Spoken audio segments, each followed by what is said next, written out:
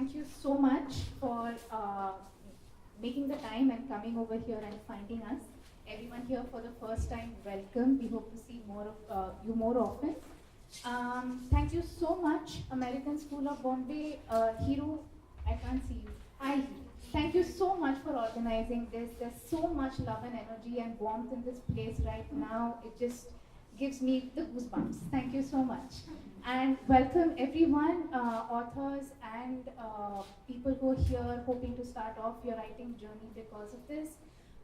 There's a lot of inspiring words coming up, so thank you for making this possible. I'd like to introduce everyone over here. Gayatri, who has been running the Writers Club at the American School of Bombay. And she's also spearheaded the publication of the anthologies Memories from the Road and Letters from the Road in collaboration with librarian Hiru Bhojwani. Gayatri is a global nomad, and she's great with cultural integration, response from the experiences she's had in the 5 different countries she's lived since childhood. Free verse poetry is one of her favorite pastimes, and she loves the element of discovery in the simplest of things while traveling. Thank you, Gayatri. Thank you. Maeve has been a student at ASB for over 6 years. She's currently in the 9th grade. She's passionate about exploring theatre, filmmaking, and storytelling as a means to contextualize and connect one's experiences. She's an avid reader as well as a writer of prose, poetry, and play scripts, basically anything except for scientific lab reports. Judith is an American expatriate, wife and mother of 3, who relocated to Mumbai 3 years ago with her husband and children for her husband's work assignment. Along with a group of other American school moms, Judith spends a significant amount of time each week volunteering at St. Catherine's Destitute School and Home in Bandra, and has helped to create an art program for the children. She also teaches the children to learn to read and write English, and is also currently helping to come up with an institute grade and age-appropriate lesson plans for the children. Thank you so much, Judith. Yoonji Park has been a student at ASB for over 3 years. Presently, she's in the 9th grade. Besides being an avid reader, she loves art and enjoys drawing animated characters. Her favorite subject is biology, and she's interested in how plants and animals coexist with humans. Her hobby is gardening, and she likes to call it permaculture. In her free time, she enjoys volleyball and she plays table tennis. So thank you very much, everyone, for joining us. The 2 anthologies that you can see over there, the one on Letters from the Road is the latest one. And this is, as someone who runs a bookstore and a library, I have to tell you, with each new book, there's an excitement about who's going to choose this, who's going to read this. But for the author himself and herself, this is completely a different journey, seeing culmination of drafts and drafts, finally printed on page. And what was really beautiful about the book when we first got it in our hands was that there's so many different languages and printed as, not as translations, but in their pure form. And that's what really drew us to the book. We wanted to know how this was pulled off. How does it work, getting writers with different experiences to write together, and what kind of inspiring things you learned along the way. So I'd like to ask you first, Gaia, what is this book about? How did this concept emerge? Could you tell us about the stories in the book? Thank you, Ahilya. Good morning, everyone. I'd like to start your answer today by saying, written words open doors to people's hearts and stories. Memories from the Road and Letters from the Road have been 2 anthologies, very unique, written by our diverse school community from a global nomad's perspective. They've been a compilation of a variety of articles, poetry, photographs, and pictures taken by these global nomads along the way. Experiences that they've had in new situations, challenges that they faced in new countries. I'm remembering the American poet and author Anna Quindlen when she says, "Books are a train, books are a plane, they're the road, books are the journey, books are home." And literally so for our book as well. This book is a testimony, both letters from the road and memories from the road, to all these experiences that have made these global nomads a little bit unique in their own way in their journeys, the memories that have been carried along the way, and importantly, the people that it's made out of these global nomads. That's what these books are about. These are the voices of those global nomads. The concept was, and the idea for the book was actually the brainchild of our now head of the school, Miss Fiona Reynolds. She's right here in the audience, Fiona. And also in collaboration with Miss Hiru Bojwani, the librarian. And one very hot, sunny afternoon in September of 2015, I was at a meeting with the both of them, and they came up with this beautiful idea that was being dabbled with for a while, but they didn't quite know where to start from. And one of them was, of course, to be able to publish, the anthology to start with. And this was the perfect timing because it was the eve of our 35th anniversary. So it was probably, kind of in line with their anniversary celebrations as well. And one of the things they wanted to do is, in order to have this sort of an anthology and stories from our school community, we needed to create a resource, sort of a literary group of writers within the school community that would actually go out there and urge people to bring out their stories. And this literary group is what became the ASB Writers Club. This wonderful and creative bunch of women who are from different walks of life, and it's a platform to express themselves through writing. So one of the things that we wanted to do for them is that language shouldn't be a barrier to tell your stories. So we just allowed them to write in their own languages. And hence, the concept of our anthology became even more unique. As some stories are best told in their own language and they can't be translated. Absolutely. Yeah, so that's what it's about. Wow. Yoonji, next question to you. Could you describe your writing journey? How were you inspired to write for these anthologies? So for the first book, I remember I wanted to write down a lot of my memories I had, throughout my life as a global nomad. And so I'm a very sentimental person, so I always look back at things, and then I sometimes regret things, and I sometimes miss things. And so I like to compare my life in Korea, my life now, especially with school and friends. And so I wrote most about things there for the first book. Yeah, kind of like leaving a mark.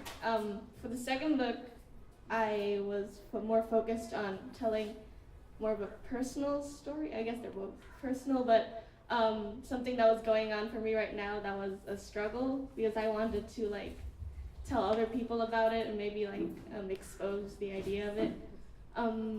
Because I personally, I don't know about people's lives, and I wondered, I had the feeling they didn't know about the life of a student, especially an adult sometimes, so I thought, why not? Yeah. Maeve, what drives you to write? What do you do, or what strategies do you use to enhance or strengthen your writing?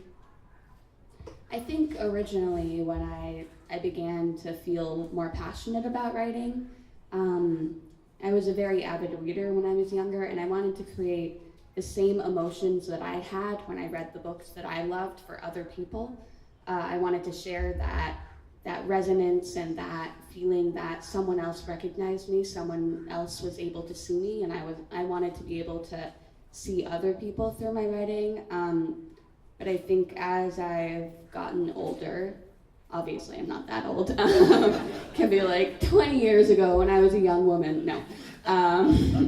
As I've gotten older, I think that writing has shifted from me trying to please other people to me trying to reconcile my own experiences, and it's become a very internal thing where writing is a way for me to process how I feel and why I feel that way, and to extrapolate my experiences and analyze them through prose and through poetry and not through lab reports.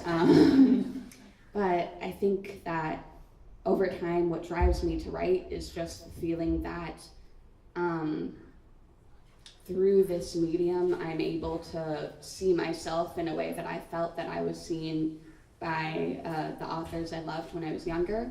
And to your second question, in terms of enhancing my writing, I think it's really a process of once you have your inner reconciliation and once you know what is clear within your writing, I have to go back and make what's clear to me, make it clear for my audience. And so I kind of think of writing as like a twofold path, where the first part, the first leg of the journey is just reconciling your experiences and really examining yourself internally. And the second part of the journey is making sure with clarity that what you feel can be felt by your audience and can also be examined by your audience and can also be understood. Is that an answer? Yes. Sorry. Judith, could you describe your experiences as a global nomad? How has it defined you as a writer? So this is my first time living out of the United States. And so in comparison to a lot of people who have written in these anthologies, I don't have the same sort of nomadic experience. However, I did grow up in a family of immigrants. Both my parents were immigrants. I married an immigrant. My children and I are all third culture kids without even coming here. And so being here we knew coming here, I did at least, that I wanted to soak up every ounce of the experience that was, coming our way. And, the complexities of the relationships that you see on the streets, the tolerances of religion and cultures, and the kindness, the underflow, chaotic underflow of kindness actually, in Mumbai specifically, has really impacted me. I think my writing, for sure, has been altered by this, because what's going to come out on the paper now that I have these memories and these experiences, and the connections that I'm able to make to these memories and experiences, they're all linked. From the time I was little until now, if I catalog them in my mind as I'm writing and I just do a free flow writing, what comes out on paper sometimes I don't even know is going to come out. And you find out that, maybe there's a memory that you have that is actually connected to something that's currently happening, and you can understand why your actions resonate with you and why you made those choices, and they're actually deliberate. But you don't realize that until you give yourself a chance to sit down and just let your thoughts and memories sort of work together and come out on paper. And prior to coming here, I never ever would have attempted to do this. So I can say that coming here, I've actually become somebody who loves to write. A lot of people are daunted by the thought of writing.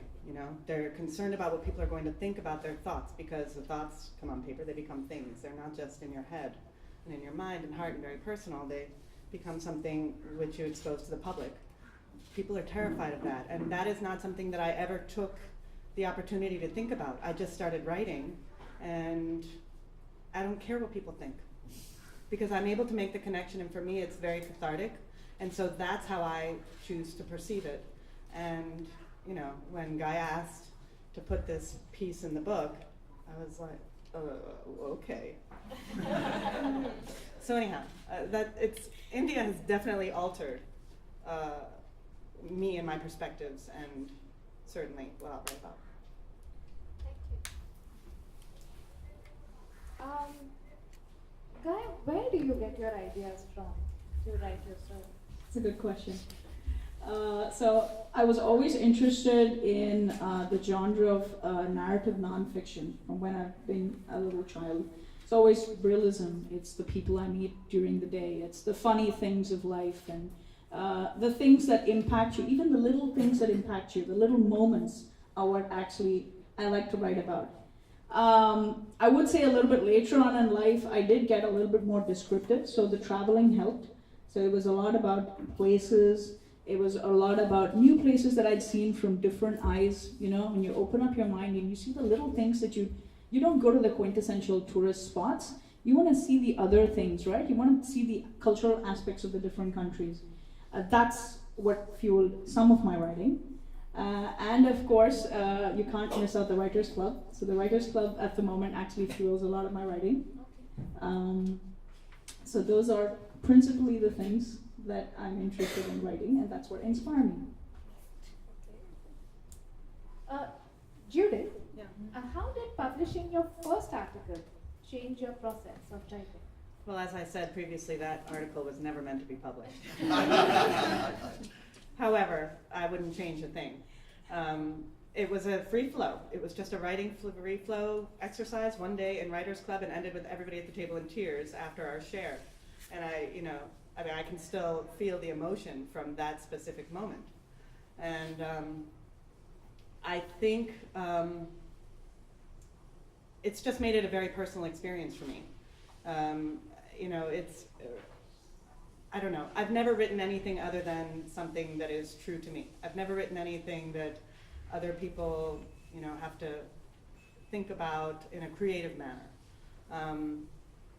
But these personal connections connect with everybody. I write about family, all of us have the same familial resonations and connections. And it's really nice sometimes to see that you can connect with somebody through your own experiences. I don't know if everybody thinks about that when they start writing, because they're putting themselves on paper and they're exposing themselves.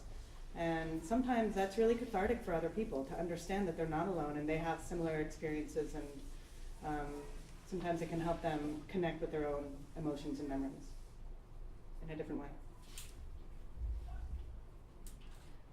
Eugene, could you describe how some of your favorite genres inspire you to write?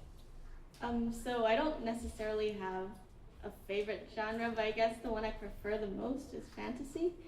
And it's mostly because it's a lot about world building, and it can be like a completely different version of your world, or entirely a different world.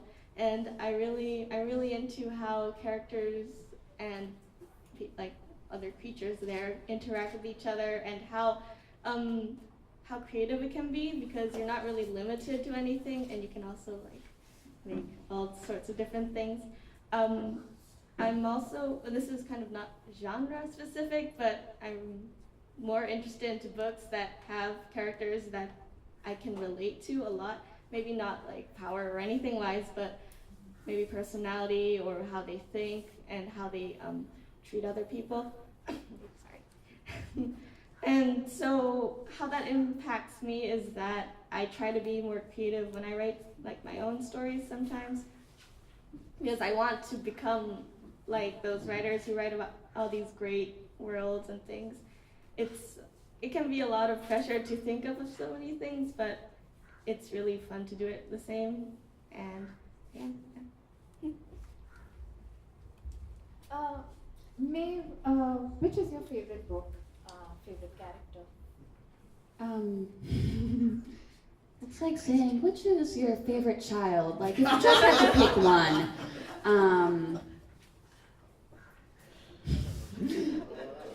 I'm gonna hold you, the audience, hostage for 15 minutes just thinking. Off the top of my head, one of my favorite books is All the Light You Cannot See by Anthony Doerr, because I feel so much, because I read it pretty much the month it came out, and I think I was a very different person then than I am now. And so I think of the book almost as like a time capsule, where whenever I go back to it, I remember the self I was when I first read it. And because I like to imagine myself as kind of like a Russian nesting doll. I like to think of all these layers of selves within me. And one of the most valuable things about literature is through writing and through reading, you can go back to the self you were when you first wrote that piece or when you first read that piece. And so that's probably my favorite book, because even though it only came out a few years ago, I still have the same feelings about it that I did then, but I have a very different way of expressing them. And it's just lovely, because I reread that book very often, to be able to go back in touch with a very different person who still was me and still felt the same things as me and who still loved the same literature as me. I'd like to ask each one of you the same question. What is the one thing you would want to strive to learn to become a better writer? Gaia, you first. I think pretty much what every writer wants. They want a wider audience, right? I want more people to read my writing and connect with what I'm trying to say, rather than just enjoy it for what it is, right? Because writing for me is also kind of like a self-discovery, and it would be nice if they could read my writing and also in that process discover something about themselves. I just go right away? Okay, so what I want to work on as a writer is starting to write more in Korean, my first language. Even back in Korea, because I had spent most of my young life in Dubai, all my favorite books were always in English, and even now I find it's more comfortable to write in English, and I've never really approached Korean literature in the same way as I have with English. And I feel like I'm falling apart with my roots sometimes, and I don't want to do that. And yeah, I want to explore more on that stuff.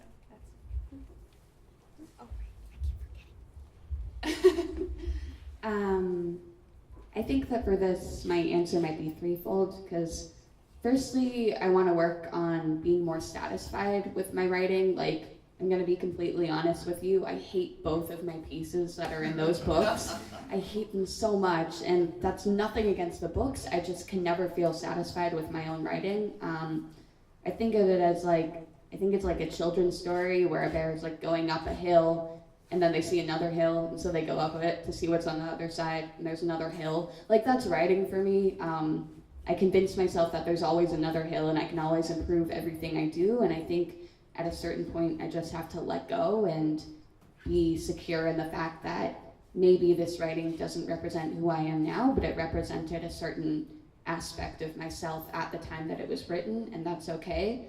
And then secondly, I think to become a better writer, I have to become a better listener. Oftentimes, people say, write what you know, and it's impossible to know everything. Like, we have a very literal deadline in terms of what we can learn. And so rather than attacking every discipline to be able to become a more empathetic writer, I think that as a person, I have to become a better listener to increase my empathy and be able to connect with a wider audience through my writing. And then lastly, usually you got me thinking about languages. Most of my understanding of grammar comes not from English, but comes from learning Spanish in school. And I think that exploring languages and exploring the way in which they change the way you think and give you a wider global perception, I think that will really increase the empathy in my writing. So I am by nature an emotional person, I'm not a creative person. So the things that I write are always feeling and emotion based. I'd like to change that. And the only ways that I know how to change that is by broadening the scope of what I enjoy reading. And so I'm trying to branch out and read things that I wouldn't necessarily pick up. Sometimes it's hard, and I read a couple chapters and I put it down and I go back to what I really like. But I am trying to sort of broaden my horizons a little bit because I want to broaden the scope of what I'm able to write. I'd like to try to write fiction. In order to do that, I need to be able to come up with creative character development and things like that. That's not something I've ever done, but I'd certainly love to try to approach that. I can't do that yet. I'm not there yet. I need some sort of, I don't know, I have to learn. I have to go back to school. Fiona, can I come to school? I'd just like to ask you all, what inspires you to face the blank page? A number of people, talk about being committed as to writing. Writing every morning as an exercise. Before leaving for work or leaving for school. I'm sure that there are days when that is not possible. There are other things happening in life, or there's just really nothing new to say. Maybe. What is it like for you? I mean, do you always have something that you're filing away in your mind, conversations that you think, would help you write a story, people you meet who you'd like to immortalize on paper? How does this move for you? Yeah, so it's kind of like what I said. I mean, a writer could go from like 2 words on one particular day to about 2,000 words on another day. So it's just pretty much what inspires you at the moment. And if it's your genre that you like writing, let's say you were a narrative nonfiction writer, you would particularly write about your self-experiences, you would write about self-discovery, you would write about your own journeys and your travels, or you would just write about your experiences, right? Or about people that you know. Let's say you were fiction, you probably, you were inspired by a very great fiction writer, and you would want to attempt at doing that. So it's pretty much what interests you at the moment, and you would never go with an empty page. Seriously, it would just, it would be like biting your nails, right? You wouldn't like it. You want to put something down on paper. You've got so much in your head, and sometimes you're at your wit's end. You don't even know how to put it down. So that's a constant, let's say, a learning process for most writers. But that's pretty much what it is for me. Linji? So when I write stories, I go back to the books or other media that I like, and specific characters or conflicts that I really felt emotionally connected to, and then I try to put that in my own writing, like, replicate it in a way.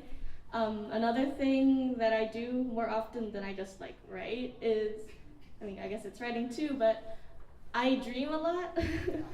And usually the dreams are they're very adventurous and all those, I have no idea, I have no control over them, but they get really exciting. So as soon as I wake up, if it was a really fun dream, I write it down, and later on, I totally forget what happened, but I look back at my writing, I'm like, whoa, this happened. And then that inspires ideas for me when I write. Yeah, that's what I do. I feel like I keep going back to the same idea, but all of the people below 25 in the audience, you're developing. Dad. You're developing and changing and morphing and learning at such an insane rate. That's something that freaks me out when I think of how quickly my brain is growing and changing. And so you're never going to be the person you are today again. You're never going to be that person, and you're never going to be able to remember, you can't remember what you were like when you were 1 month old. I can't remember what I was like at 4 years old. And so I feel like writing, even if often when it's just for yourself, it becomes a time capsule, and it's not something that you have to stand by. But the way that I approach the blank page is, I think, I'm never going to feel the way I feel right now again. This is ephemeral. It's never going to happen again. And so I need to capture it, and then I need to let it go. And that's how I approach the blank page. So a few months ago, my sister, I was sending a text to my sister while I was watching my children swim in the pool. And I guess it wasn't a few months ago, it was maybe a month ago. It was during Dasara. And down in the village, you could smell the cooking for dinner that night. And so I sent a text to my sister, and I said, someday when we leave here, I'm really going to miss the smell of Indian food wafting through the air. And she said, you should start making a list every day of the things that you notice and that inspire you, and that, just be aware of extraordinary, simple things. And so I've started doing that, and sometimes I include pictures if it's something that I see on the side of the road or someplace else. And so now I have a catalog on my phone of this, and I've noticed that when I just need inspiration or ideas, I can go and write about any single one of those things. And maybe it ends up not even being about what it was supposed to be. It's just an idea to start with. And I immediately thought, when you asked the question, about one time when we were in Writers Club and Gaia was leading the session that day. And immediately when we sat down, it was just sort of an effort to get our minds flowing, our brains working. She said, I want you to write about the first person who comes into your head. And so I wrote about my daughter, who I said, see you later, about 2 minutes before I walked into that room. And I ended up, after that, having an article that I was really proud of, because I wrote for 10 minutes about it, and it wasn't finished. You know, all you need is a simple idea, a simple word, a simple phrase, and sometimes it inspires memories and thoughts that you never knew would be inspired, you know? Sometimes if you think about scents that happen, that you could smell, or things like that, the connections that you make enhance everything that you can potentially write about, and all it takes is a word. So I really, I'm going to keep trying to write about these simple things that I notice, and hope that they morph into some more creative ideas. See where that goes. Thank you very much. That throws up a lot of interesting ideas for us as well. Before we ask you to ask questions, we'd like to invite Rohit, Max, Callum, and Dakja to read from the anthology, please. So, could we start with Rohit?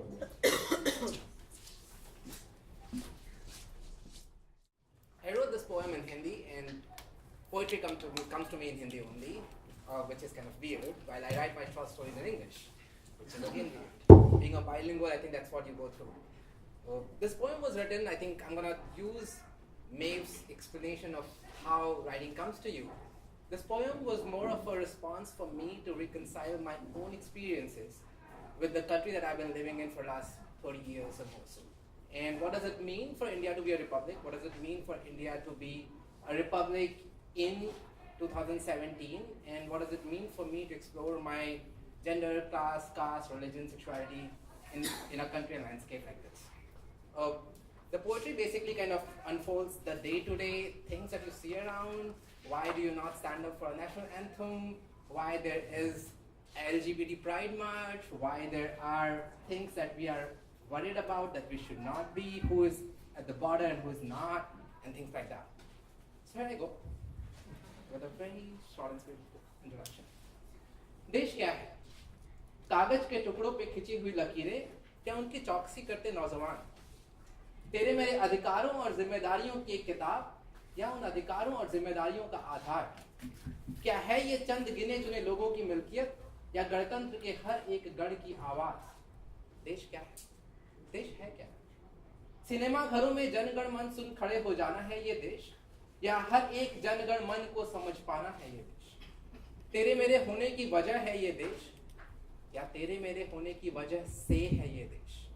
देश क्या है? देश है क्या?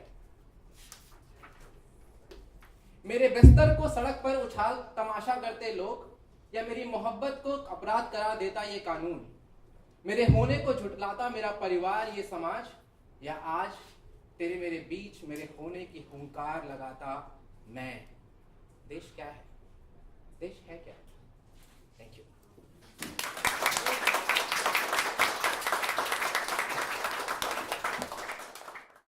My name is Max, and if you know me from school, I'm in 7th grade, and one of the things that I really like to write about is poetry. Sometimes I just write poetry about things, like things I stay around the room and I see something and I decide to write about it. And then the next verse I see something else and I write about that. And my poems end up being just basically about nothing, but they still mean so much. So this poem is about what it's like to leave a country and to find a new one on the other side, and to make new friends, to establish new relationships, and to have a new life, like Maeve said, to have a new self, be a different person. So. In a forest, intertwined, with a land both wet and dry, a graceful swath, a curving spine, upon a land that once was mine. And in said forest, glowing bright, a burning flame, a sacred light, a giant painted in hell's red lines, in a forest that once was mine. And in this flame, a red-hot stone, a melting rock, the forest's bone, now pulled down to a sea so fine, it looks wrong in the flames that once were mine. And upon this rock, a hill of moss, the point where stone and forest cross, a jungle of laced together vines, the nature of the stone that once was mine. And on the moss, a mound of ash, a ghostly glow, and a silent flash, a melted explosion, a heavenly shine, and something new in this land that once was mine. A flurry of feathers, a glimpse of harsh light, a veer to the left and a veer to the right, an inferno taking shape, flying up the incline, a phoenix in this land that once was mine. The phoenix cried, and then took flight, forging deeper through the night, sharpened wings and razor talons, determined to complete its task, to return to me my throne, from eternity, the cycle. Venturing forth about the world, the phoenix flames trailing after its path, lighting the sky with the light of its tail, crying out loud at the shattering rocks, to return to me my throne, from eternity, the cycle. Turning the sky a deep crimson red, the days marching on without stop, without stead, a bird built of heat and the light in the dark, a haven of brightness in this world of the cold, to return to me my throne, from eternity, the cycle. Guttural shrieks of the prey ringing up, abounding the stones of the valley beneath, the sun-sacred forge and the sky spark of life, infinity, the golden trail snaking silent above the heavens, to return to me my throne, from eternity, the cycle. Vapor of the sky, filled with the shine of the stars, lit from above with the strike of a meteor, the clash and the pump of the great mother's heart, like the rings of time spinning around the clock like hail upon the night, to return to me my throne, from eternity, the cycle. Golden dust falling softly on the valleys of the earth, thrusts of a blade of flame erupting from the mountains of this world, and the reverberating howl of desperation came fast, for brightness has grabbed hold of the landlocks of the land, to return to me my throne, from eternity, the cycle. A river coursing through the glorious fields of farmers told, eruption of the hope that settled high above the clouds one night, and the sun shining down from the heavens above, like an orb of the spirit infused in our hearts, to return to me my throne, from eternity, the cycle. Quicksilver flowing its way down the mountains of lore, a current of power glowing like the blood of the fair, true innocence in the color of the hound that protects us, as the waning moon for the tantrums of the sun, to return to me my throne, from eternity, the cycle. The beats of the landmarks for the winding roads of life, sorted by the true and the kind, all that ever strove to direct the light. Nighttime's realm reflecting light upon the plates of the landmass, like armor-shifting scribbling, like frost on a winter's night. To return to me my throne, from eternity, the cycle. Sparks in the night raining down from the heavens, a scroll of the beings who first rode out the land, as a saga of epic sprint like the fall of slow thunder, or the drops of the infinite, the eye of melted time. To return to me my throne, from eternity, the cycle. A flurry of feathers, a glimpse of harsh light, a veer to the left and a veer to the right, an inferno taking shape, flying up the incline, a phoenix in this land that once was mine. A melted explosion, a heavenly shine, a ghostly glow, and a silent flash, and on a bed of moss, a mound of ash, and something gone in this land that once was mine. And upon a rock, this hill of moss, the point where stone and forest cross, a jungle of laced together vines, the nature of the stone that once was mine. And in a flame, our red-hot stone, this melting rock, the forest's bone, now pulled down to a sea so fine, it looks wrong in the flames that once were mine. And in a forest, glowing bright, that burning flame, that sacred light, that giant painted in hell's red lines, in a forest that once was mine. In a forest, intertwined, with the fates of day and night, the graceful swath of nature's hold, spirit of the globe, once again mine. Thank you.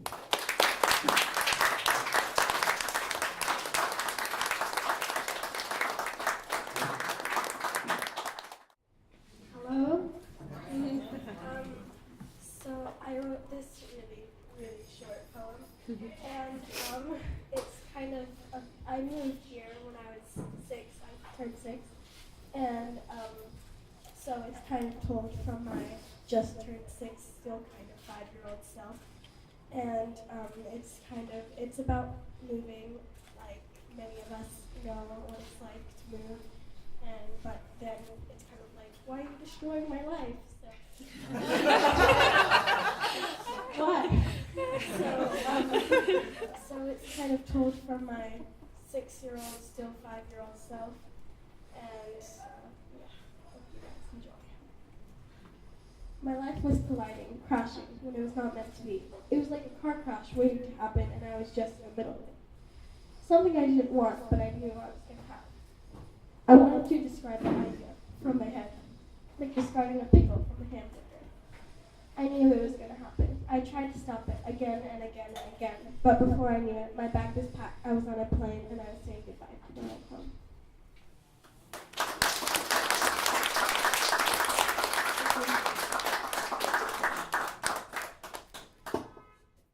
I have two girls, 12th grader and 7th grader, but I am EAL parent, so I wrote down or something. Yeah, as my writing is about the family diary. Yes, when my first daughter became 4th grader, she started to share less about her personal concern or school life. I was quite sad because she has such a conversation with only her friends. So I offered my first daughter to write a secret exchange family diary, which only our family members can share. We named our pink colored diary as Kitty, and we usually wrote letters, drew some pictures, or shared any secret that we didn't want to tell any other people, though everyone uses internet chatting system to communicate now. Reflecting my everyday life by writing with hand was good initiative, especially when he lived outside our home country. This diary really helped us to bond as a family. 우리들의 교환일기. 지금은 고등학생 첫 아이가 초등 4학년 때쯤부터 슬슬 사춘기가 왔었다. 어릴 적에는 나에게 이런저런 자신의 고민들을 이야기하곤 있었는데 그쯤부터 주로 친구들하고만 이야기해서 내심 서운했었다. 더 이상 엄마에게 속내를 드러내지 않고 혼자만 끙끙 앓는 아이에게 우리 가족의 교환일기를 써보면 어떻겠냐고 제안했었다. 당시는 또래 아이들 사이에 쪽지를 주고받기가 유행하던 때였다. 지금이야 스마트폰으로 실시간 문자와 화상통화가 당연한 세상이지만 그때는 그랬었다. 우리는 고양이 그림이 그려져 있는 분홍색 다이어리에 키티라는 이름을 붙여주고 편지나 그림, 일기를 쓰기 시작한 게 어느덧 9회째다. 아무에게도 말하고 싶지 않은 비밀을 대나무 숲에 큰 소리로 외치듯 후련하게 쓰기도 했었고 또 가끔은 남편이나 아이에게 당부하고 싶은 글들을 살짝 써놓기도 했었다. 디지털 시대에 좀 뒤떨어진 것 같지만 교환일기의 하루를 뒤돌아보면서 한 글자 한 글자 손글씨로 써내려가는 아날로그적인 삶이 참 좋다. 해외 생활을 하다 보면 이런저런 소소한 일기로 마음의 상처를 주고받으면서 신압으로 마음의 문을 닫고 살게 되는 것 같다. 하지만 일기장은 언제든지 마음을 시원하게 털어놓을 수 있어서 좋다.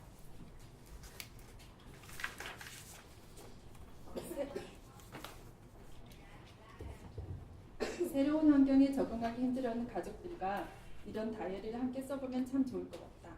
우리는 아무리 힘들어도 가족이라는 울타리 안에서 언제나 희망과 용기를 얻고 또 기적을 다시 일어설 수 있으니까 말이다.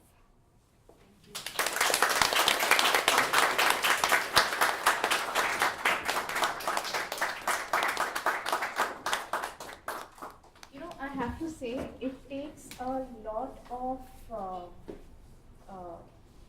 courage to share your writing with people, and also for someone to create this environment where people feel safe enough to share and write what they feel like, because these are very moving works of art, you know.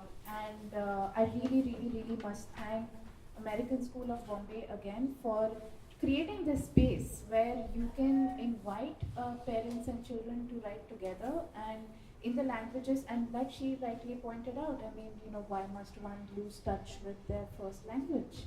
And there are some things that just can never be translated. So, this is really great work, and we're looking forward to reading more of your anthologies. And for those who do not have a copy yet, we have a few copies here on sale at a special price today. So please do pick it up. And I would like to invite you now to ask some questions. If you have any questions for the writers, if you have any thoughts you'd like to share, just let me know. I'll pass the mic to you. And the other writers. What are they working on? What happens if I'm not writing anything? You're taking a pause. I mean, I have ideas, but I haven't been writing them down as much. They're just kind of like floating in my head. Do you have anything? Oh, yeah, sorry. Is this up? Yeah, okay.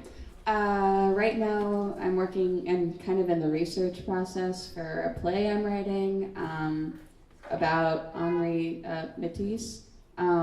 So I'm just doing a lot of research right now, not a lot of writing, but hopefully once I've finished all my research, then the tides will turn and I'll get to work on actually writing. I actually am writing, I just started writing something for the new publication, which the past piece was about my father. It was a love letter to my father who passed away, how many years ago? 6 years ago? Yeah. 6, 7. And so this next one is going to be about my mother and reflections of her road and the courage and compassion that she had to show in her struggle to have a good life. And so I'm going to be writing it from her perspective, not from mine. So that's what I'm working on. When I read, I realize that my mind works so much faster and the thoughts keep flowing through than what I'm reading. When you write, do you feel that your mind is way ahead of what's down on paper? Do you want to answer? To all of them. That's a good question. If we could miraculously just get thoughts on paper, and that would be a new kind of technology, I think, in the future. That would be great. But till then, we'll have to suffice with either a keyboard or a pen, and we'll have to brace ourselves a bit and structure our writing. That's what my answer is. I agree. Like, ideas don't, I wish, and even with drawing, I wish that something was just there as soon as I think it, but then when I actually do it, it's not what I thought it would be, and that happens the same with writing. It's more about, for me, I write down ideas, and then the part that's hard for me is threading them together into one big story. It's like matching puzzle pieces into like one big thing. And yeah, I guess you just have to keep trying to write things, delete things, fix things over and over, and then you get something. Yeah, I think often writing for me is kind of like cooking, where like I can almost taste what I'm making in my mouth. Like I know what the red sauce will taste like. I know what the cookies will taste like vaguely, but then it always ends up being slightly different from the thing in my mind, and that's really frustrating, as Yunji spoke about. But I also think sometimes with writing, you have no idea where you're going. Like sometimes it's completely off the cuff, and so at times you really don't know where you're going, and you really don't know where the path leads, and you don't have a singular feeling behind your transcribing, and I think that's just as valuable as when you have like the complete constellation in your mind. I'm so happy that my introduction to writing began with free flow writing, because you just write, and thank God that happened when computers were invented, because it's very easy to cut and paste and move pieces, but as long as the ideas are there, you can put them in different places and you can organize a piece. You know, it takes time, but just get the ideas out. It doesn't matter if they're organized or not, just get them out, and then you take a break and go back and put them together. That's how I do it. Do your writing sometimes, do you feel the need of illustrations, or do you always feel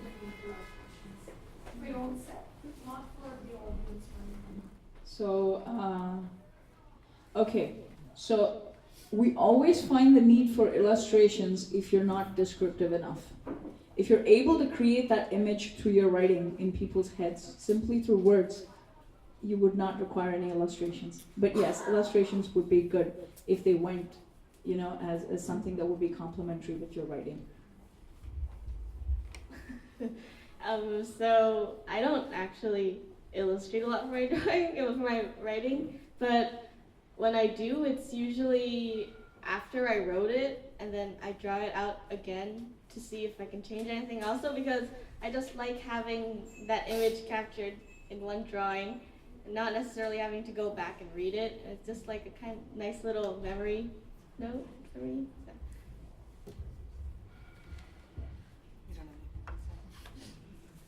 So I would say it depends what you're writing.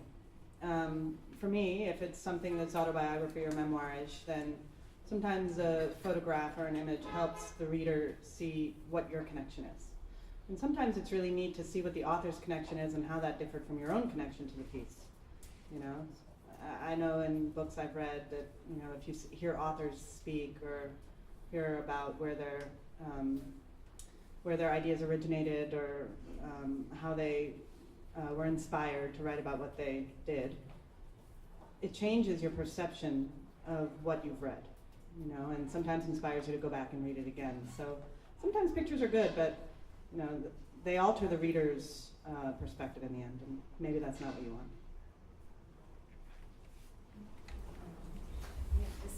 I don't know who to address this to, because I don't know who is involved in the process of publishing or self-publishing, but how was that experience and any lessons learned?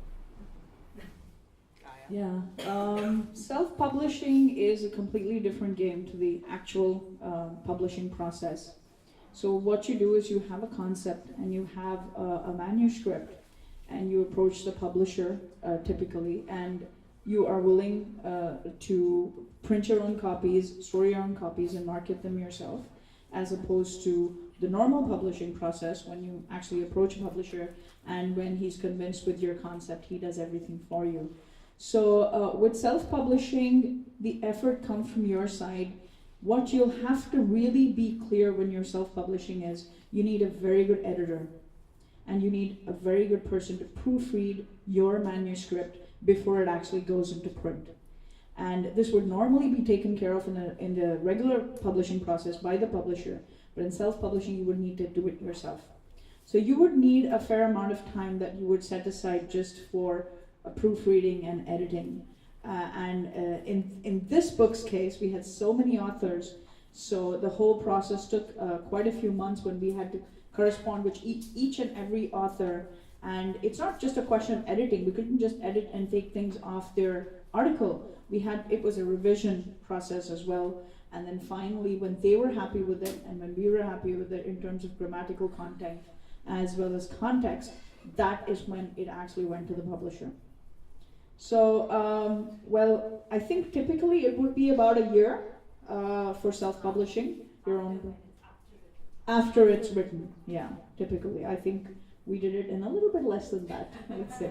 Our first book came out in 6 months, but yeah. And in our case, we did have different languages, so it was a necessity for us to also approach editors that would, edit Korean content, Japanese content, Dutch content. So all this took a bit of time, but luckily we did have enough parents within our school community and teachers that could help us with this process. I think that's what made it easier. But publishing in itself is not easy. It's a long process, and of course, if you're a bit of a perfectionist, it's going to take longer. You want it to be just right. So, if that answers your question. May I please invite Mr. Matt Ruffle to please come over and help us present the bookcase. I just want to say a few quick words. Thank you so much to all our panelists and all our writers in the audience for reading and sharing your thoughts, your poems, your stories about your lives. It's really been inspirational for me, and I'm so lucky to work in a community like ASB that celebrates this type of art. So thank you very much.